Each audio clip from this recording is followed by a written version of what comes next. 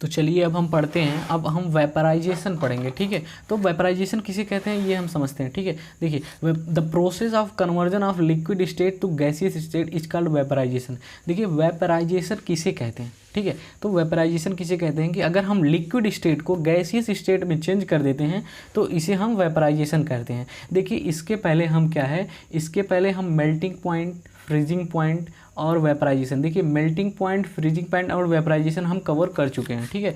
तो ये देखिए, लेकिन मैंने अभी इसका मैकेनिज्म नहीं समझाया है। हमने ये बताया है आपको कि मेल्टिंग पॉइंट किसे कहते हैं, बॉइलिंग पॉइंट बॉइलिंग पॉइंट अभी मैंने नहीं बताया, फ्रीजिंग पॉइंट किसे कहते हैं, ठीक है। दो चीज़ें बताई हैं और इसका मैंने मैकेनिज्म नहीं बताया, और वेपराइजेशन भी बता दिया है, वेपराइजेशन क्या होता है, ठीक है। तो हमने ये बता दिया कि आपको भाई वेपराइजेशन क्या होता है, ठीक है। इम्प्योरिटी अभी इफेक्ट मतलब अगर वेपराइजेशन का किसका इफेक्ट पड़ता है ना, ठीक है। अगर हम वेपराइज कर रहे हैं तो उसका अगर हम प्रेशर बढ़ा दें तो इम्प्योरिटीज़ ऐड कर दें तो उसका वेपराइजेशन के ऊपर क्या इफेक्ट पड़ेगा, ये सारी चीज़ें अभी बची है पढ़ने के लिए, ठीक है। तो चलिए हम थोड़ा सा हम देख लेते हैं कि अगर मैं बढ़ा दूँ, देखिए अगर वेपराइजेशन का मैं प्रेशर बढ़ा दूँ, अगर मैं प्रेशर बढ़ा दूँ और वेपराइजेशन के दौरान, तो अगर मैं प्रेशर बढ़ा देता हूँ वेपराइजेशन के दौरान तो जो है क्या होगा, तो इसका वेपराइजेशन क्या होगा, ये बॉइलिंग पॉइंट जो है वो बढ़ जाएगा, ठीक है। बॉइलिंग पॉइंट बढ़ जाएगा। अगर मैं इम्प्योरिटीज़ ऐड कर देता हूँ, देखिए अगर मैं इम्प्योरिटीज़ ऐड कर देता हूँ तो उसका क्या है, अगर मैं इम्प्योरिटीज़ ऐड कर देता हूँ तो क्या होगा, तो भी बॉइलिंग पॉइंट बढ़ जाएगा, ठीक है। अभी मैंने क्या बॉइलिंग पॉइंट नहीं बताया, ठीक है। बॉइलिंग पॉइंट क्या होता है कि जैसे the temperature at which liquid states converted into gaseous state that is called boiling point. क्या है बॉइलिंग पॉइंट, बॉइलिंग पॉइंट हम थोड़ा सा देख लेते हैं, यहाँ पे मैं लिख लेता हूँ दूसरे में, ठीक है। बॉइलिंग पॉइंट क्या है, ठीक है, ये देख लीजिए बॉइलिंग पॉइंट क्या है। तो क्या है कि देखिए जैसे मान लीजिए द टेम्परेचर क्या है, the temperature at which liquid state converted, ठीक है, converted into solid state that is called vaporization, ठीक है। इसे वेपराइजेशन कहते हैं, ठीक है, वेपराइजेशन कहते हैं, इसको बॉइलिंग पॉइंट कहते हैं, बॉइलिंग पॉइंट, ठीक है। ये गलती हुई, इसको वेपराइजेशन नहीं कहते हैं, इसको बॉइलिंग पॉइंट कहते हैं कि जिस टेम्परेचर पे जो है लिक्विड स्टेट गैसियस स्टेट में बदल जाए उसको बॉइलिंग पॉइंट कहते हैं। हमने मेल्टिंग पॉइंट, फ्रीजिंग पॉइंट और वेपराइजेशन और हमने बॉइलिंग पॉइंट ये सारी चीज़ें समझ लिए। तो चलिए इसका हम मैकेनिज्म समझते हैं कि इसका मैकेनिज्म क्या है। देखिए मेल्टिंग पॉइंट में क्या होता है, मेल्टिंग पॉइंट में मैंने अभी आपको बताया है कि जैसे अगर ये मान लीजिए मैटर है, ठीक है, अगर ये मैटर है तो ये मैटर है। अब मैटर बना किससे है, मैटर देखिए मैटर बना किससे है, तो मैटर किससे बना है, मैटर जो है ये एटम से बना है। मैटर किससे बना है, एटम से बना है, ठीक है। मैटर बहुत सारे करोड़ों लाखों एटम से बना है। देखिए अगर मैं एक बड़ा सा यहाँ पे एक मैटर बना देता हूँ तो ये देखिए छोटे छोटे एटम से बना है, ठीक है। बहुत सारे ऐसे एटम हैं जो मिलके क्या कर रहे हैं, मैटर बना रहे हैं। तो अब देखिए इसमें क्या होता है कि अगर मेल्ट करना होता है, देखिए अगर जैसे ही हीट, मेल्टिंग मतलब हमें हीट देते हैं, ठीक है, जैसे ही हम इसको हीट देंगे, जैसे ही हम इसको यहाँ पे फ्लेम पे हीट देते हैं, ठीक है, जैसे ही इसको हम यहाँ पे हीट देंगे, हीट देने के बाद क्या होता है कि जैसे ही हम इसको हीट देंगे इसमें एटम में क्या होगा कि काइनेटिक एनर्जी गेन हो जाएगी, ठीक है। अब देखिए आपको काइनेटिक एनर्जी क्या है कि वो मैं बताता हूँ थोड़ा सा। देखिए जिसके पास काइनेटिक एनर्जी होती है, ठीक है, जिसके पास काइनेटिक एनर्जी होती है, मैं थोड़ा सा बता दे रहा हूँ काइनेटिक एनर्जी क्या है। देखिए जिसके पास काइनेटिक एनर्जी होती है वो मोशन करने लगता है, क्या करने लगता है, मोशन, चारों तरफ ऐसे घूमने फिरने लगता है, ठीक है। और अगर मान लीजिए अगर मैं यहाँ पे एक बॉल है, ठीक है, अगर मैं बॉल को यहाँ से नीचे फेंकता हूँ तो उसकी क्या होगी, वो जितना नीचे आएगा उसकी स्पीड उतना तेज़ होती चली जाएगी, ठीक है। अगर यहाँ पे है तो 2 मीटर पर सेकेंड, तो यहाँ पे है 3 मीटर पर सेकेंड, यहाँ पे 4 मीटर पर सेकेंड, ठीक है, यहाँ पे 5 मीटर पर सेकेंड, तो लास्ट में कितना 5 मीटर पर सेकेंड, यहाँ पे 6 मीटर पर सेकेंड, तो उसकी स्पीड काइनेटिक एनर्जी यहाँ पे बढ़ती जा रही है, ठीक है, इसकी काइनेटिक एनर्जी बढ़ती जा रही है तभी ये तेज मोशन कर पा रहा है।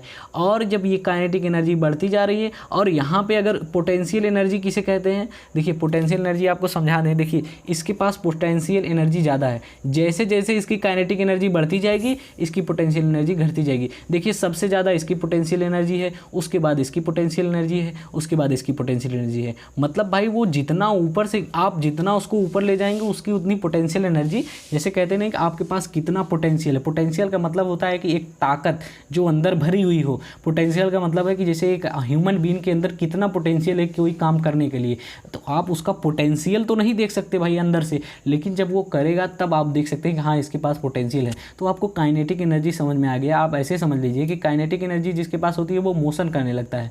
तो जैसे ही हम इसको हीट देंगे ये क्या होगा, हम जैसे अभी हम मेल्टिंग पॉइंट वाला समझ रहे हैं, ठीक है, तो हम जैसे ही इसको हीट देंगे, देखिए हम जैसे ही इसको हीट देंगे तो यहाँ पे क्या होगा कि ये एटम्स के पास क्या होगा, काइनेटिक एनर्जी गेन हो जाएगी हीट की वजह से, और ये रैंडम मोशन करने लगेंगे, ठीक है, ये रैंडम मोशन करने लगेंगे। और जब इनके पास काइनेटिक एनर्जी जो है गेन हो जाएगी तो देखिए इंटर, ये दे दो मॉलिक्यूल्स हैं, दो मॉलिक्यूल्स जैसे एटम्स हैं, एटम्स मिलके वो मॉलिक्यूल्स वगैरह बनाते हैं सब, ठीक है, इनके बीच की जो इंटर मॉलिक्यूलर फोर्स है, देखिए inter molecular force, intermolecular force जो है वो कमज़ोर हो जाएगी। मतलब इनके बीच में जो इंटरमॉलिक्यूलर फोर्स है जब यहाँ पे ये हीट जाएगी तो ये दोनों काइनेटिक एनर्जी गेन करेंगे और वो रैंडम मोशन करने लगेंगे, तो वो क्या होगा, इंटरमॉलिक्यूलर फोर्स जो है क्या होगा, वो डिक्रीज हो जाएगी और वो रैंडम मोशन करने लगेंगे, तो वो क्या होगा, सॉलिड से लिक्विड में चेंज हो जाएंगे। ठीक है, ये रहा मेल्टिंग का मैकेनिज्म कि हम कैसे मतलब सॉलिड स्टेट से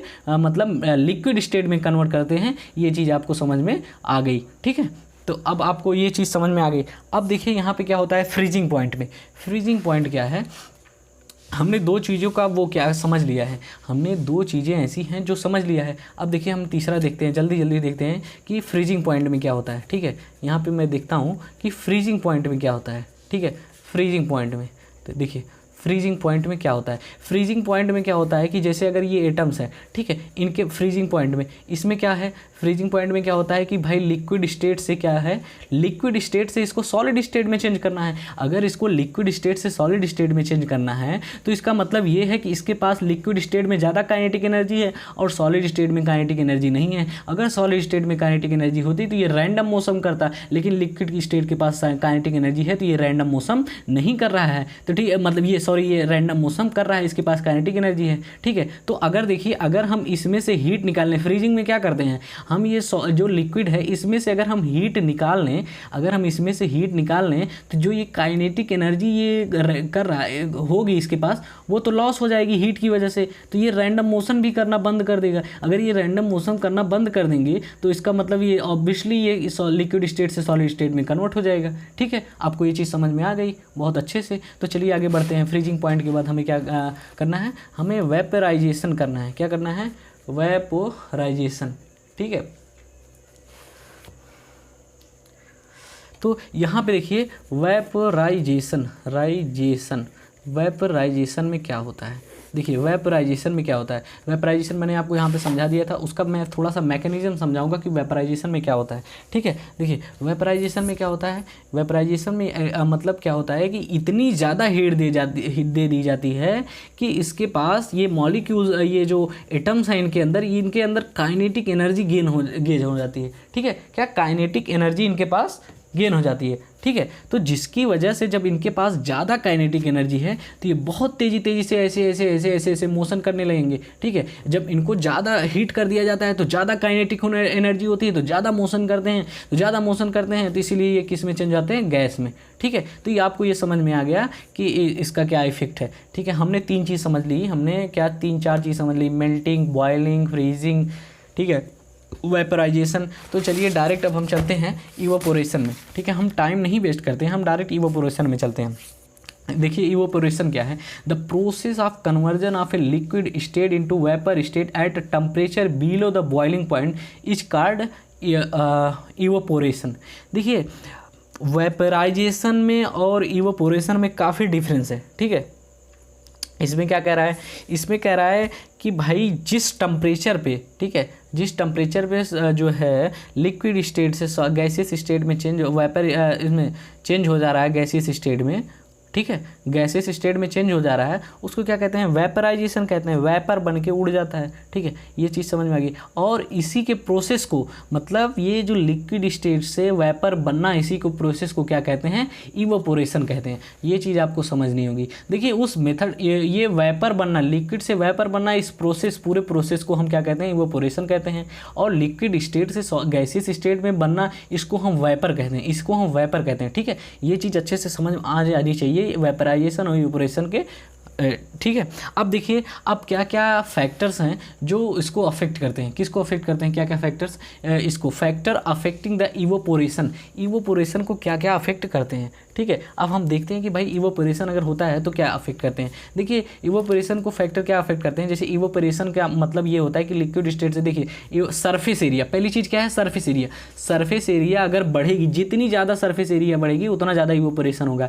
जैसे देखिए अगर ये इतना बड़ा, ये हमारा ये क्लॉथ है, ठीक है, ये क्लॉथ है, अगर ये क्लॉथ को हम फोल्ड करके रखेंगे तो वो धूप में नहीं सूखेगा, क्योंकि इवोपोरेशन नहीं हो रहा है। अगर हम पूरे कपड़े को फैला के रखते हैं तो ज़्यादा इवोपोरेशन होगा और कपड़ा हमारा जल्दी सूखेगा, ठीक है। ये चीज़ समझ में आ गई कि नहीं। अब देखिए यहाँ पे दिया है कि अगर भाई मैं टेम्परेचर को बढ़ाता हूँ तो क्या इवोपोरेशन बढ़ेगा, ठीक है। ऑब्वियसली अगर मैं टेम्परेचर को बढ़ाता हूँ तो और ज़्यादा काइनेटिक एनर्जी गेन होगी, जितना ज़्यादा काइनेटिक एनर्जी गेन होगी उतना ज़्यादा वो गेन होगा, मॉलिक्यूल्स में रैंडम मौसम होगा और इवोपोरेशन और तेज होगा, ठीक है। और यहाँ पे ये कह रहा है कि ह्यूमिडिटी का मतलब ये होता है कि अब देखिए अगर एयर में पहले से ही नमी है, अब यहाँ पे देखिए ये पहले से ह्यूमिडिटी है एयर में, ये क्या है, एयर है, ठीक है, ये एयर है।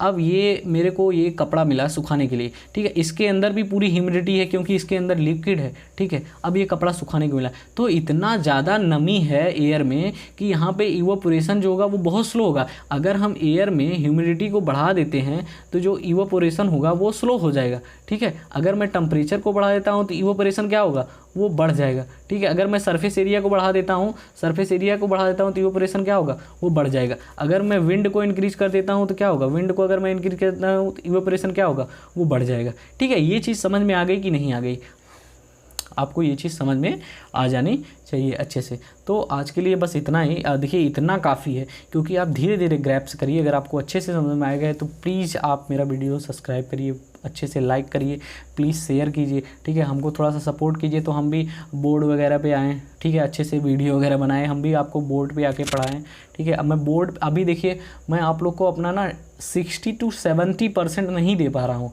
अगर मैं आपका सोचिए, अगर मैं 100% अगर दूंगा तो आपको कितना ज़्यादा फ़ायदा होगा। आपको ये चीज़ समझ में आई कि नहीं आई, please hit the like button too and hit the bell icon too and subscribe my channel, ठीक है। Thank you, God bless you, bye bye.